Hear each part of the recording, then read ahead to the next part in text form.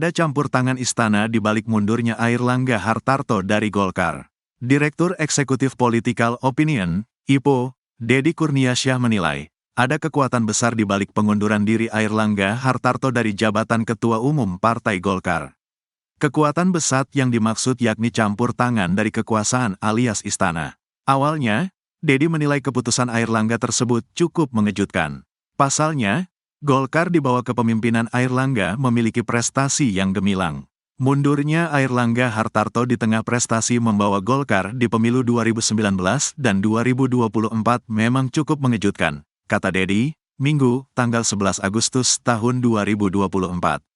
Airlangga, kata Deddy, juga berhasil melewati momentum di mana dia pernah dalam posisi wacana, digoyang, sebagai Ketua Umum Partai Golkar. Sehingga rasanya bukan persoalan soliditas tetapi mungkin ada tekanan yang memiliki kekuatan. Dibandingkan rival-rival politiknya di Golkar tentu kekuatan ini mengarah ke istana, ujarnya. Lebih lanjut, momentum pengunduran diri Airlangga bertepatan dengan penyelenggaraan Pilkada 2024. Dia menilai, kekuatan itu turut membatasi ruang gerak Airlangga untuk mengusung kader terbaik di Pilkada 2024. Misalnya, keinginan Airlangga yang hendak mengusung Ridwan Kamil di Pilkada Jawa Barat, namun akhirnya malah maju di DKI Jakarta. Keputusan Airlangga Hartarto yang sebelumnya menginginkan Ridwan Kamil tetap di Jawa Barat tetapi Gerindra lebih dulu mewacanakan Ridwan Kamil di Jakarta dan faktanya tiba-tiba Ridwan Kamil disetujui maju di Jakarta, ucapnya. Dan menurut saya, banyak persoalan yang membuat Airlangga tidak bebas lagi menentukan keputusan, pungkasnya. Ketua Bidang Organisasi DPP Partai Golkar Zulfikar Arse Sadikin pun bicara soal mekanisme penunjukan PIT Ketua Umum DPP Partai Golkar. Di mana, berdasarkan aturan organisasi dan mekanisme yang telah baku dan berjalan di internal partai, maka penunjukan PIT dilakukan dalam rapat pleno DPP Partai Golkar. Terlebih, sesuai ADART, Peraturan Organisasi Nomor 8 Tahun 2020 tentang pergantian antar waktu, petunjuk pelaksanaan, Juklak Nomor 01, 2020, tentang tata kerja DPP Partai Golkar serta kelaziman yang berlaku selama ini. PIT Ketua Umum DPP Partai Golkar adalah koordinator bidang-bidang kepartaian, dalam hal ini Wakil Ketua Umum Koordinasi Bidang Kepartaian Bapak Kahar Muzakir, kata Zulfikar. Zulfikar pun meminta bahwa aturan ini bisa dipahami dan dilaksanakan seluruh pengurus dan kader Partai Golkar di seluruh Indonesia. Menurut Zulfikar, sesuai aturan organisasi dan kelaziman yang berlaku selama ini, penunjukan PIT di internal Golkar selalu didelegasikan kepada koordinator bidang-bidang kepartaian. Yusuf Hamka ingin jadi orang biasa ogah lanjutkan dunia politik. Bos jalan tol, Yusuf Hamka memutuskan mundur dari kader Partai Golkar. Tak hanya itu, ia juga memutuskan untuk tidak alam maju dalam kontestasi Pilkada 2024. Diketahui, Golkar sempat mengeluarkan surat instruksi agar Yusuf Hamka maju menjadi bakal cagup atau cawagup di Pilgub Jakarta 2024. Namun, instruksi itu bergeser menjadi bakal cawagup Jawa Barat 2024. Pria yang akrab disapa Baba Alun itu menyatakan bahwa dirinya ogah untuk maju dalam kontestasi pilkada manapun. Keputusan itu diambilnya setelah melihat nasib Airlangga Hartarto yang kini mundur dari ketum Golkar. Saya enggak mau lanjutin Jakarta pun Jawa Barat pun ujung langit pun saya enggak mau lanjutin. Saya mau jadi warga rakyat biasa. Saya enggak akan kuat, minta ampun kalau lihat perseteruan politik keras dan kasar, kata Baba Alun saat dihubungi, Minggu, tanggal 11 Agustus tahun 2024. Nantinya, kata Baba Alun, ia akan menyampaikan surat pengunduran diri dalam kontestasi pilkada dan kader Golkar pada Senin, tanggal 12 Agustus tahun 2024, besok. Nantinya, ia akan mengirimkan surat kepada Sekjen Golkar Lodewijk F. Paulus. Besok akan disampaikan surat mungkin kepada Pak Sekjen. Iya, saya akan ke sekretarisnya. Belum tahu, saya konfirm ke Sekjennya, ungkapnya. Lebih lanjut, Baba Alun menyatakan pengunduran diri itu karena ia kecewa melihat nasib Airlangga. Dia mengaku tidak bisa hidup di tengah politik yang kasar dan keras. Buat saya yang biasa kerja lembut dan punya empati kepada rakyat dan persahabatan tentunya saya hargai persahabatan, loyalitas, perkawanan, di mana saya tidak lihat soal itu saya lebih baik mengundurkan diri, pungkasnya. Pengunduran diri Airlangga Hartarto dari kursi Ketua Umum Partai Golkar berbuntut panjang. Bakal Cawagup Jawa Barat sekaligus bos jalan tol, Jusuf Hamka juga memutuskan hengkang dari kader Golkar. Pria yang akrab disapa Baba Alun itu menyatakan ada sejumlah alasan mengapa dirinya ikut mundur dari kader Golkar. Yang pertama, keluarganya tidak setuju ia terjun ke politik. Betul, sebenarnya saya dari awal memang keluarga tidak setuju saya berpolitik. Memang sudah waktu kemarin saya dicalonkan juga bilang nggak usah berpolitik, kata Baba Alun saat dihubungi, Minggu, tanggal 11 Agustus tahun 2024. Baba Alun juga mengungkapkan alasan lainnya dirinya mengundurkan diri dari kader Golkar karena akan memiliki cucu sebentar lagi. Sebaliknya, pihak keluarga meminta dirinya untuk membuat masjid di Indonesia. Keempat anak-anak saya bilang, buat masjid 1000 masjid itu seluruh provinsi paling tidak 38 provinsi ada masjid Baba Alun.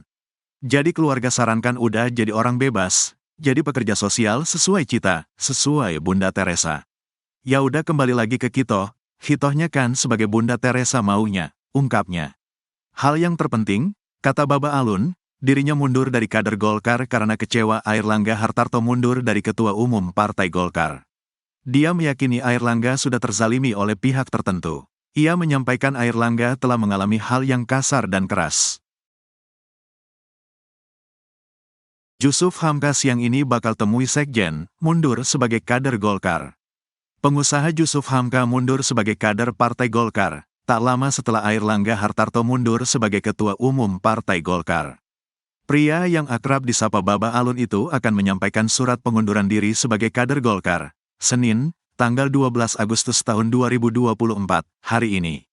Dia menyebut, surat itu akan diberikan langsung kepada Sekjen Golkar, Lodewijk F. Paulus di kantor DPP Partai Golkar pada pukul 10 waktu Indonesia Barat.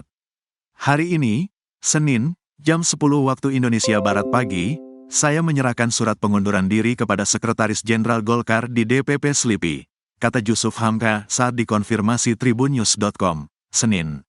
Diberitakan sebelumnya, pengusaha Jusuf Hamka mundur sebagai kader Golkar, tak lama setelah Airlangga Hartarto mundur sebagai Ketua Umum Partai Golkar.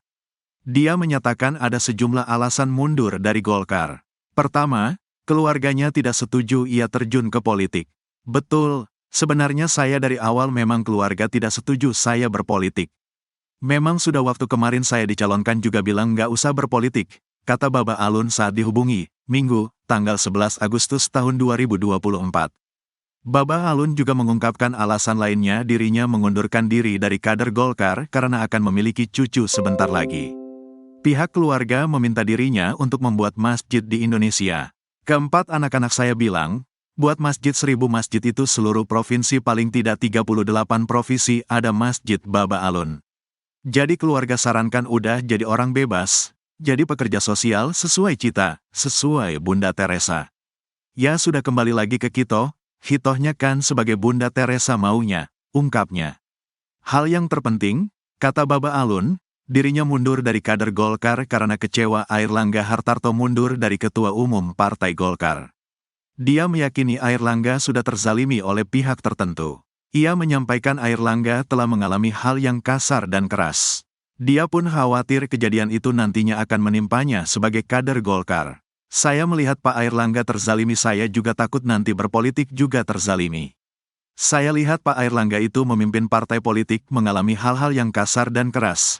Sehingga saya sendiri takutnya saya enggak bisa mengikuti cara-cara kasar dan keras.